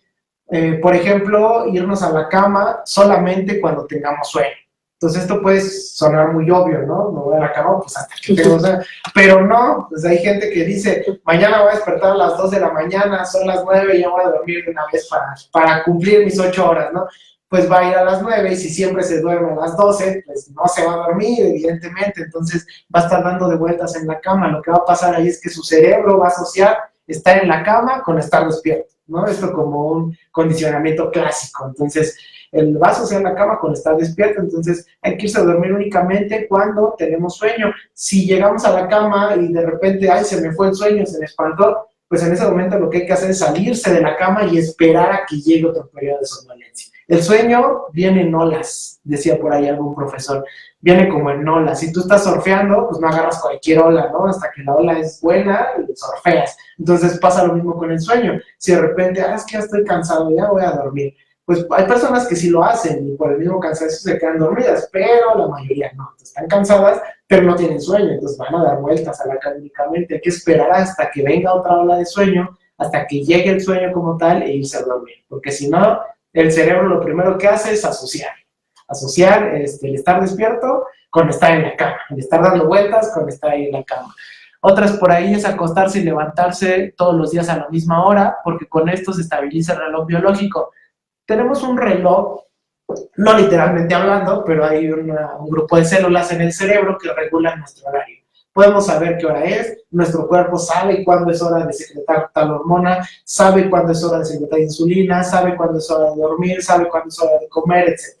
Y esto está mediado por nuestro reloj biológico, que está justamente en el hipotálamo. Entonces, es como si tuviéramos ahí un relojito que nos estuviera poniendo alarmas todo el día, a qué hora hay que comer, a qué hora hay que secretar insulina, a qué hora hay que secretar glucagón, a qué hora hay que secretar cortisol, etcétera. Si nosotros tenemos un horario regular de sueño, nuestro reloj biológico va a estar bien, ¿ok? Y va a tener un horario bien. Pero ¿qué pasa si no tenemos un horario regular de sueño? Pues digamos que nuestro reloj está mal. O sea, como si estuviéramos cambiando de horario, pero el reloj nunca lo cambiamos, ¿no? Entonces, orgánicamente nuestro cuerpo va a decir una cosa y socialmente yo voy a decir otra. Entonces, esta falta de sincronía entre las actividades sociales y nuestro cuerpo va a provocar trastornos de sueño. Esto es lo que pasa con los trabajadores nocturnos, donde nosotros estamos diseñados, nuestro cuerpo está diseñado para dormir durante la noche, entonces lo forzamos a trabajar durante la noche y a dormir durante el día, pues resulta que los que tienen trastornos por turnos rotatorios de trabajo son los que peor pronóstico tienen mucho más riesgo de desarrollar accidentes vasculares, diabetes, inclusive cáncer. Se ha visto que la prevalencia aumenta muchísimo nada más por cambiar el horario de trabajo. Entonces, si está bien nuestro reloj biológico, si está sincronizado, justamente se sincroniza con la luz y con la oscuridad. No somos como pollitos tampoco, los pollitos se llega la noche, se oscurece y se hacen bolita y se duermen inmediatamente, incluso si en un eclipse se duermen. Ellos no les importa si tienen que hacer cosas, si van a trabajar, si tienen tarea, nada. Sincrónicamente su cuerpo está orientado con la luz y con la oscuridad, pero nosotros no. Debería, pero pues tampoco somos tan exactos, además socialmente tenemos muchas actividades, pero entre más ajustemos un horario, más fortaleza va a tener también la sincronía con nuestro reloj biológico y mejor va a estar, ¿no? Tomar una siesta que no exceda de 30 minutos, regularmente hacerla a las 4 de la tarde. Esto tiene que ver también con el ritmo de la somnolencia. Nos ha pasado también que después de comer nos da mal del puerco, ¿no? Entonces nos sentimos cansados, nos da sueño, queremos echar una siestecita. Pues esto es normal. ¿Por qué? Porque a esa hora nuestros niveles de cortisol, nuestros niveles de adrenalina están hasta abajo. Entonces esto es de manera normal y les pasa a todos. Inclusive hay estudios en donde este ritmo que tienen todas nuestras hormonas, en ese momento disminuye tanto que provoca somnolencia. Entonces hay que aprovechar esta somnolencia para una siesta. Hay países en los que se hace ya, casi es ley, todos en el trabajo a las 3 de la tarde, 3:30, todos se van a una siesta. Y la persona rinde más. ¿Por qué? Porque aprovechamos esta somnolencia para tener una siesta. La diferencia, o la gran diferencia, es que esta siesta debe ser corta. ¿Por qué? Porque hay jóvenes que me dicen, es que me eché una siesta de 6 horas, ¿no? Entonces me acosté a las 4 y me desperté a las 10, y de las 10 me volví a dormir hasta las 4 de la mañana y dormí otras 3 horas, y ya alcancé por ahí mis 7, 8 horas. ¿Está bien, no? Pues no. El sueño debe ser continuo y debe ser durante la noche. Si va a ser una siesta, no debe de ser 30 minutos, y lo que todos me dicen, es que como 30 minutos, en 30 minutos apenas me quedé dormido. Bueno, pues si no tienes sueño y te cuesta 30 minutos quedarte dormido, ¿para qué te quedes dormido a fuerza, no? Si tienes sueño, te vas a quedar dormido inmediatamente. Y pasa cuando comemos, les digo, típico mal del puerco, entonces comemos y luego nos da sueño, está bien, inmediatamente empezamos a sentir ese sueño. Si podemos hacerlo, porque es otra cuestión, si podemos hacerlo, ponemos nuestro despertador. 35 minutos, porque en 5 me quedo dormido, se acabó. Entonces, pones tu despertador, a los 30 minutos te paras y fresco. ¿Qué pasa si no lo ponemos? Nos pasamos 2 horas, luego amanecemos también peor, si no hubiéramos tomado siesta. Despertamos con dolor de cabeza, como niños chiquitos, ¿no? Que les interrumpieron su sueño. Entonces, despertamos de malas, con dolor de cabeza, luego hasta mareados. ¿Por qué? Porque nuestro cuerpo no necesitaba dormir en ese momento. Forzamos a que toda una serie de cambios químicos, eléctricos en nuestro cuerpo provocaran el sueño en ese momento, casi a la fuerza. Entonces, eso es lo principal por lo que los regaño, ¿no? Si te costó 30 minutos, ¿para qué te duermes? No, pues no tenías sueño, por eso no te dormiste 30 minutos. Sí, creo que aquí cabría hacer la aclaración de lo de las alarmas, de los memes de las alarmas de cada 5 minutos. Dinos sí. ¿Por qué no es bueno hacer eso? Sí, no es bueno justamente porque en ese momento sí nos quedamos dormidos inmediatamente. ¿Por qué? Porque estábamos dormidos. Entonces nos dormimos, despertamos, le ponemos, lo postergamos 5 o 10 minutos después, y resulta que nuestro cuerpo inmediatamente se queda dormido, o sea, nos podemos quedar dormidos en segundos inclusive, ¿no? Entonces nos quedamos dormidos y otra vez despertar y nos volvemos a quedar dormidos y otra vez despertar. Entonces este desbalance entre que le estás apagando y prendiendo la luz, por así decirlo, pues tu cerebro ya empieza a cortocircuito en ese momento, ¿no? Entonces esto sí también es lo peor que hacemos, pero pues se sigue haciendo, ¿no? Esto de postergar. Y luego peor, ni siquiera 5 minutos, lo ponen 10 o 15, entonces ya están otra vez en un sueño profundo y otra vez a despertarse, pues esto es lo peor que pudieran hacer. A lo mejor 5 minutos y te vuelves a dormir y ya te paras a los 5, pues a lo mejor está bien, ¿no? Pero estarlo postergando, pues es lo peor que podríamos hacer ahí. ¿Qué otra cosa? Dejar de estar en internet, dejar de estar en el celular, de la computadora, videojuegos y todo eso antes de ir a dormir. ¿Por qué? Porque la luz por sí misma altera ya nuestro sueño. Entonces les decía que tenemos un reloj que sincroniza todo nuestro cuerpo y que hace que tengamos nuestras actividades orgánicas, puesto que no las sincronizamos nosotros. No podemos decir, ya comí, déjame secretar un poquito por ahí de insulina, pues no lo podemos hacer a voluntad. Nuestro reloj biológico es el que hace todo eso. Entonces, si le damos luz, entre más luz le demos, más se pierde esa sincronía. ¿Okay? Entonces, lo peor que pudieran hacer, ocupar el celular y todos estos dispositivos antes de ir a dormir. Y pues peor aún, ocuparnos en la cama, que tampoco se debería hacer. Toda esa luz lastima, pero aparte que lastima nuestros ojos, pues perjudica nuestro ritmo biológico.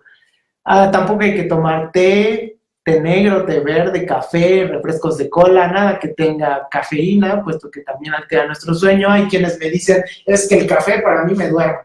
Y no es cierto eso que dicen que el café es para dormir. A mí me duerme, incluso me tomo una taza de café y me duerme adecuadamente. Pues no. A lo mejor es tu percepción la que tienes, pero en realidad el bloquea los receptores de adenosina. La adenosina es una hormona, un neurotransmisor que ayuda a que nos durmamos.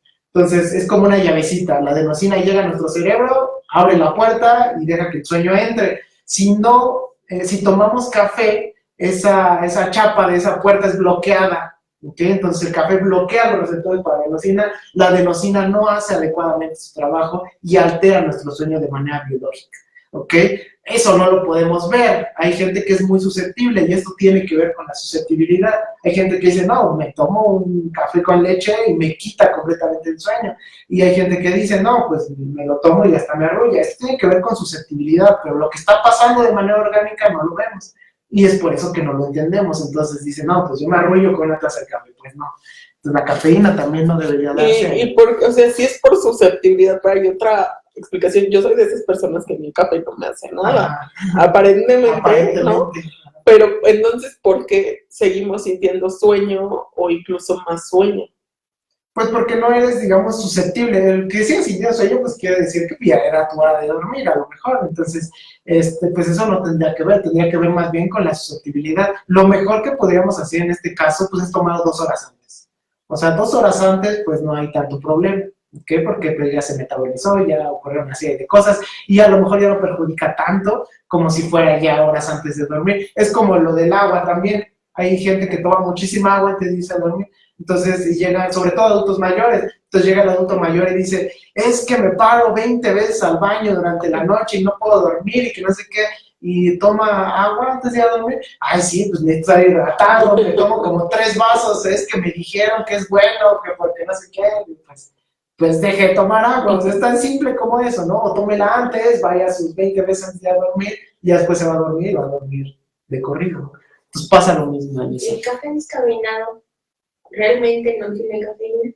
Realmente, híjole, ay, sí, no sé, supongo que no tiene cafeína, o quiero suponer que no tiene cafeína, pero no sé, ay, sí, no sé, habría que checarlo, pero si no tiene cafeína, o sea, lo que altera aquí es la cafeína, y en ese caso, si no tiene nada de cafeína, pues no veo por qué altere, pudiera ser que el descafeinado estuviera adecuado, entonces, pero inclusive en los tés, hay tés que tienen más cafeína que café. Y hay gente que no lo sabe, si es que no tomo café, pero me eché un té verde o un té de gordo lobo con no sé qué cosas, pues es lo mismo, ¿no? Hasta tiene más cafeína que inclusive el café, entonces hay que ver que no tenga cafeína ese té que están tomando. O como les digo, 2 o 3 horas antes de ir a dormir, también la ingesta de alcohol, tratar de no fumar, tratar de beber, pues de no beber, son como hábitos que podemos tener para no estar interrumpiendo sobre todo nuestro sueño y para que el sueño pueda ser de corrido, ¿no? Porque también si lo estamos interrumpiendo constantemente, esto también es malo y perjudica también la arquitectura que tiene nuestro sueño. Hay otras cosas como también tapar bien nuestra habitación, tener unas cortinas gruesas que no entre mucha luz. Hay gente que puede sonar muy fácil o muy gracioso a veces, pero me dices que no puedo dormir. ¿Por qué? Es que entra mucha luz por mi ventana, porque está la lámpara de la calle afuera.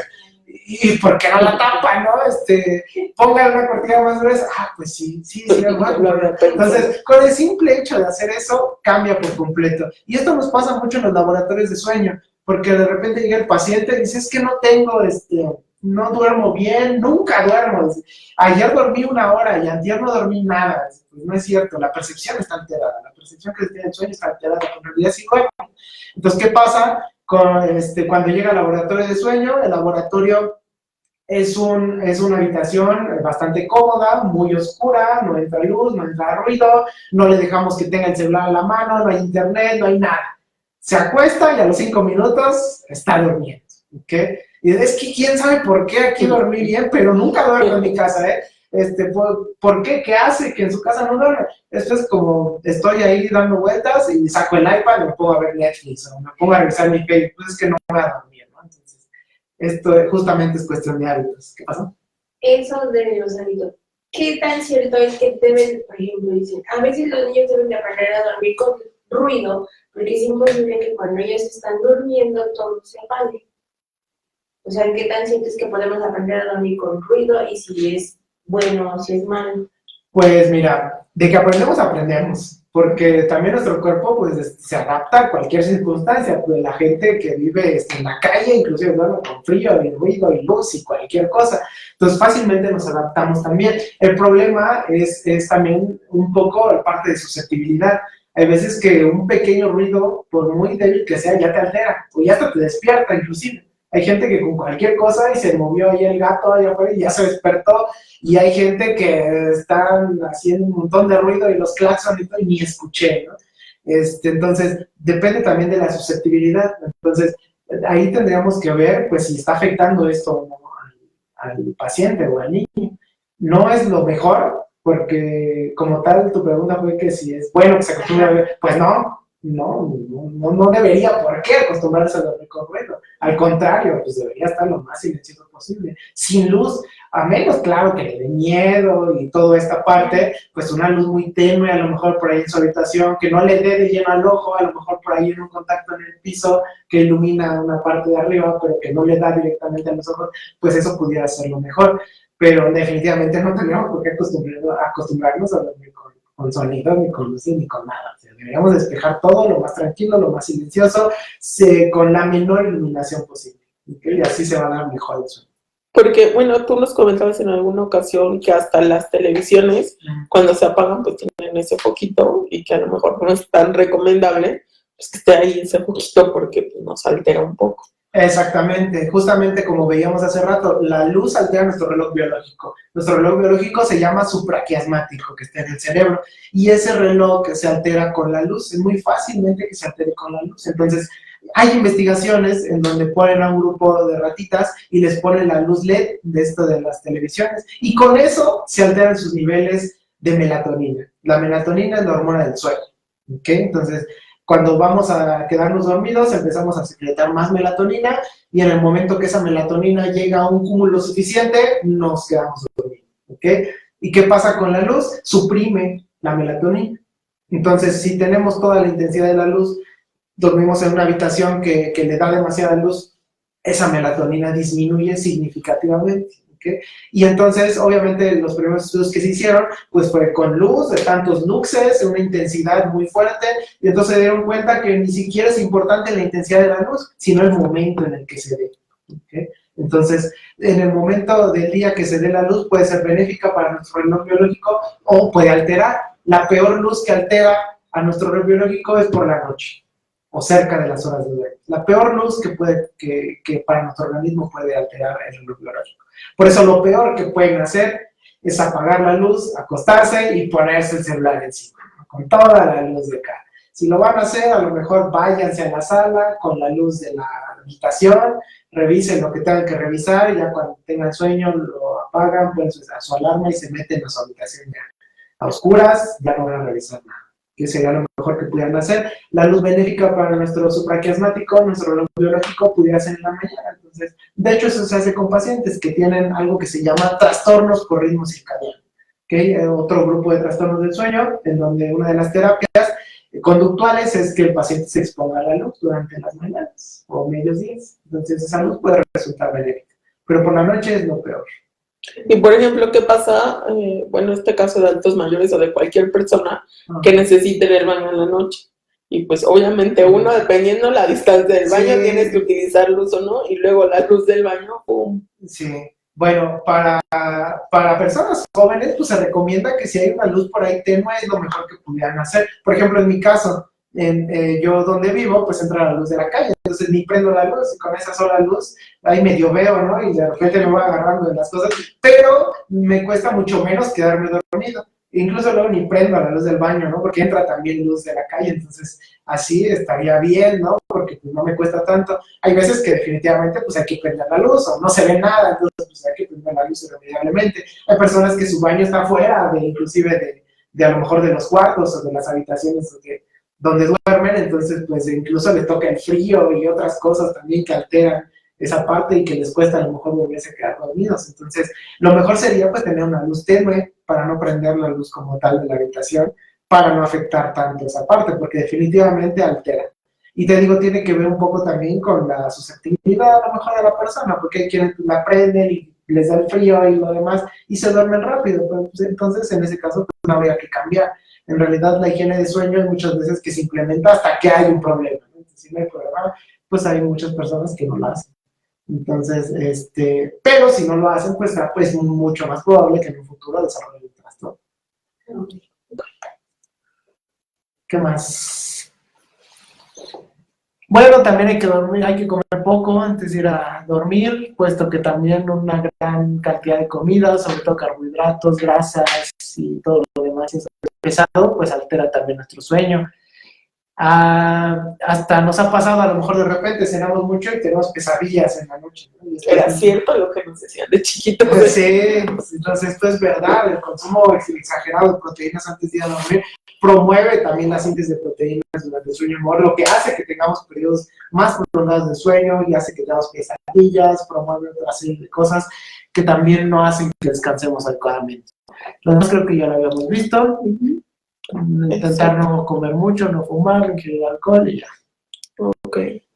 Y otra cosa que mencionaste al inicio, bueno, primero te hago otra pregunta que se me queda aquí. ¿A qué se debe la persistencia de parasomnias en la infancia? Principalmente a la inmaduración del sistema nervioso. Principalmente al sistema nervioso al estar inmaduro manifiesta diferentes consecuencias, una de ellas las parasomnias. La parasomnia que más prevalece es el sonambulismo, ¿okay? Pero si no hay gran consecuencia y si el sonambulismo no está asociado a otro trastorno, como puede ser epilepsia, de repente se confunde fácilmente entre terror nocturno, sonambulismo y epilepsia, lo único que se da son medidas conductuales. Intentar calmar sobre todo a los papás porque pues piensan luego hay varias cosas, o porque ya han tomado cartas en el asunto y ya llevaron al niño a uno y otro lado y no sé qué más cosas le hicieron, pues resulta que no. O sea, la psicoeducación creo que ahí es lo primordial, decirle que es algo que es inofensivo, que se va a pasar en algún momento, sobre todo medidas conductuales, que hacer con el niño, poner el seguro de las puertas, que no se caiga o que por lo menos tomen las medidas precautorias por si se va a caer durante la noche. Entonces son más bien medidas conductuales y pues calmar a los papás, ¿no? Que es algo que no va a afectar ahí al niño. Y bueno, aquí regresamos un poquito a la que dejamos pendiente de cómo se puede comenzar a regular el sueño. Quisiera tener un horario específico para dormir, pero por más que intento no logro hacerlo y termino durmiendo muy de madrugada. Bueno, pues es que ahí hay que ver por qué no se puede. Si no se puede por actividades sociales, pues no hay manera, ¿no? Como de cambiarlas. Si pudiéramos, lo importante aquí es hacer la analogía como cuando estamos de vacaciones. Los primeros días de vacaciones, porque luego resulta que nuestro horario se fue moviendo y en un inicio de vacaciones dormimos bien, pero ya después nos estamos durmiendo hasta las 3 de la mañana y levantándonos a mediodía. Entonces, al inicio de las vacaciones o en días, fines de semana, donde podemos dormir como nos plazca, hay que hacer esa analogía. Si estoy durmiendo en una noche que puedo dormir lo que yo quiera, me duermo a las 11 y me despierto a las 7 de la mañana, y ese es un horario particularmente bueno para mí, entonces con ese sería suficiente. Y si no, pues ya hay que ver pues, como tal tratamiento. Lo que hacemos para adaptar un horario regular, pues es llevar algo que se conoce como diarios de sueño. Entonces ahí hay que apuntar las horas de dormir, cuánto dormiste, a qué hora te despertaste, si te despertaste durante la noche, cuántas veces, y todo esto. De manera conductual, con terapia cognitivo-conductual, llevamos al paciente hasta un horario regular de sueño, ¿okay? Sobre todo tomando algunas medidas importantes para favorecerlo. Ok. Y ahora sí, por último, que creo que también es algo que nos causa bastante angustia, y más por el país en el que vivimos y nuestras costumbres y creencias, Ajá. ¿qué hay con lo de cuando la gente dice que se le subió el muerto? Ah, sí. Pues es otra parasomnia, justamente, la parálisis de sueño. Pues en realidad no se nos sube nada, ¿no? Cuando nos quedamos dormidos, nosotros perdemos el tono muscular, ¿ok? Nuestro cuerpo, digamos, se desvanece. Por eso lo primero que hacemos es cabecear. Cuando empezamos a quedar dormidos, perdemos la fortaleza que tiene el músculo, todos los músculos del cuello, por eso perdemos el tono muscular. ¿Para qué pasa esto? Eso es una medida adaptativa del cerebro para no actuar en nuestros sueños, ¿ok? Hay trastornos donde pierden esta atonía de muscular y entonces actúan sus sueños, entonces ese es otro trastorno. Pero bueno, perdemos el tono muscular. Ese tono muscular se pierde, y la parálisis de sueño es cuando nuestro cerebro, digamos, que se despierta antes que nuestro cuerpo. Entonces, inmediatamente ocurre algo, cualquier cosa, ya sea un estímulo intrínseco o extrínseco, nos despertamos, pero resulta que nuestro cuerpo todavía permanece en atonía. Esos músculos todavía están con esa flacidez muscular, ¿no? Todavía no tienen la fortaleza para despertarnos. ¿Qué es lo que pasa? Pues que el paciente abre los ojos y no se puede mover. Es la manifestación clásica de se me subió el muerto. Pero pasa otra cosa, que de repente tienen alucinaciones. Sobre todo las más prevalentes son las alucinaciones visuales. Entonces el paciente dice, no, es que si hay algo, si hay un muerto. Y usted dice que no, pero sí, yo lo vi. Y no era uno, eran dos, y uno estaba encima de mí y el otro estaba al lado, y no sé qué. Pues es normal. Es normal tener alucinaciones visuales porque nuestro cerebro todavía permanecía en cierta medida durante el sueño. Hay veces incluso que incorporamos lo que estábamos soñando en la vida real. Entonces estamos soñando con tal cosa y despertamos abruptamente y vemos eso con lo que estábamos soñando. Entonces hay veces que las alucinaciones visuales son muy prevalentes, y la gente sí puede llegar a ver pues demonios, personas o alguien que la sostenía del cuello y no se podía mover, etc. Entonces esto es normal si no es muy frecuente, porque también si es muy frecuente, hay que ver también qué otra cosa podría hacer. Entonces, principalmente la epilepsia, el lóbulo frontal, está muy asociada sobre todo a parálisis de sueño, entonces habría que ver también que no tuviera otra cosa el paciente. Pero de manera, pues, digamos, no se da tan frecuente, pues es normal. ¿Okay? Y también hay alucinaciones auditivas, la gente escucha cosas, es que la persona decía mi nombre, y también alucinaciones kinestésicas, la gente siente que la tocan, que la tienen del cuello, pero pues aquí hay que aclarar, hacer énfasis que es algo normal. ¿Y cuándo pueden aparecer más? Por ejemplo, yo me acuerdo que cuando estaba estudiando, pues sabes que no dormimos mucho, y justo cuando no dormía mucho, en una noche yo podía tener hasta 3 estas cosas, ¿no? Y por ejemplo, mis alucinaciones son auditivas, no son visuales.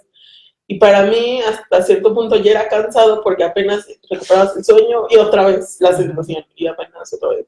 Entonces, no sé si el cansancio como en exceso tenga algo que ver con que sea más frecuente. Sí, exacto. Principalmente la privación de sueño hace que sea más prevalente, nos hace más susceptibles. Entre más privados de sueño estemos, más probabilidad hay que tengamos parálisis en la noche. Otra cosa es el estrés. No tanto el cansancio, pero sí el estrés. El estrés, como tú lo comentas, pues en la escuela, trabajando, haciendo cosas, pues en momentos de estrés es mucho más frecuente que se presente. Lo mismo que muchas otras parazones, como los terrores nocturnos. Si está asociado a momentos de estrés, en donde tuvieron mucho trabajo, estuvieron jugando todo el día, estuvimos en la escuela metidos todo el día, en el tráfico, etcétera, es más prevalente o es mucho más frecuente que se dé. Entonces sí es un factor que es importante para que aparezca esto. El estrés y ¿Y cuál fue el otro? El estrés y Privación de sueño. parte, sí. Ok. Pues no sé si tengas tú algo más que agregarnos, Carlos, aparte, bueno, de los comerciales que ahorita nos vamos a echar, pero algo más sobre esto. Ya nadie más nos hizo alguna otra pregunta, entonces no tenemos nada que resolver. Bueno, pues no, nada más hacer énfasis en la importancia justamente del sueño, que estemos atentos a que hay comorbilidades que atañen al sueño, que no nada más es que duerma mal y me sentí mal un día, sino que esto va más a un aspecto biológico, a un impacto que a largo plazo trae consecuencias pues ya irremediables. Entonces, que tomemos conciencia de lo importante de asistir a alguien, a algún profesional de la salud del sueño, sobre todo para tratar este tipo de problemas, y que esto se promueva, que se divulgue en la población, sobre todo no hacer de repente pues mucho caso de lo que se publica pues en algunas redes sociales que no tienen algún prestigio, hacer más caso de lo que dan instituciones, asociaciones y todo esto, que es información pues más fidedigna, ¿no? Porque luego hay muchas cosas y muchos mitos respecto del sueño pues que no se deberían de tener, ¿no? Como el tomar leche, como el que te duermas de un lado en específico, como hay cosas que de repente se hacen y que no necesariamente ayudan a nuestro sueño. Y bueno, yo hacer énfasis como en esta parte, ¿no? Tú decías de acudir con un profesional, como específicamente del sueño, y es que es algo, si de por sí la psicología no es tan concurrida, Sí. acudir con un especialista de sueño tampoco, porque hasta que yo te conocí, no sabía que había una residencia de trastornos del dormir. Me da mucha vergüenza, pero pues hasta que yo te conocí sabía esta situación, y si yo no lo sabía, y eso Sí. que estudié en la UNAM, o sea, me imagino que la población va con un psicólogo general y a veces no somos tan éticos como para decir yo no soy especialista en insomnio y pues te convendría más ir con alguien más. Entonces, aprovechando como este medio también, uno, informarle a la gente que sí hay especialistas en trastornos del sueño, Sí. que uno que al menos por nosotros está recomendado pues es Carlos y que por eso está acá, y también a los demás psicólogos, que hay cosas que podemos manejar, que hay cosas, por ejemplo, los trastornos de ansiedad, que también el insomnio está muy presente, pero por estas ideas, pues a lo mejor sí lo podíamos tratar, pero ya algo que un trastorno como tal, que es el insomnio, que ya a lo mejor no somos tan expertos, pues sí referirnos con alguien que ya lo ha estudiado, que lo sabe tratar y que, pues aparte es alguien recomendado.